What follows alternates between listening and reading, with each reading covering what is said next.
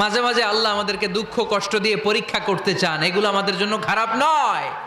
এই দুঃখ কষ্ট বিপদ আমাদের কোমরকে সোজা করে, আমাদের পায়ের মাটিকে শক্ত করে, চিল্লায় বলেন ঠিক কিনা। প্রতিকূল পরিবেশে কিভাবে বাঁচতে হয় এই দুঃখ কষ্ট আমাদেরকে শিখায়। এজন্য মুমিন বান্দার বৈশিষ্ট্য হচ্ছে দুঃখ কষ্ট বেদনা জ্বালা এগুলোতে সে আপসেট হয় না, সে হাল ছেড়ে দেয় না, সে ভরসা রাখে একজনের উপর, চিল্লায় বলতে হবে তিনি কে? কারণ মুমিন জানে রাত্রি যত গভীর হয় অন্ধকার তমানিসা ভেদ করে সুবহে সাদিক হয়। মুমিন জানে গর্ভবতী নারীর পেটের ব্যথা যেই দিন বাড়তে থাকে ওই দিনই নতুন মেহমান আগমনের সময় ঘনাতে থাকে। মুমিন জানে তার জীবনে দুঃখ কষ্ট বিপদ যত বাড়তে থাকে সুখের দিন কাছে আসতে থাকে।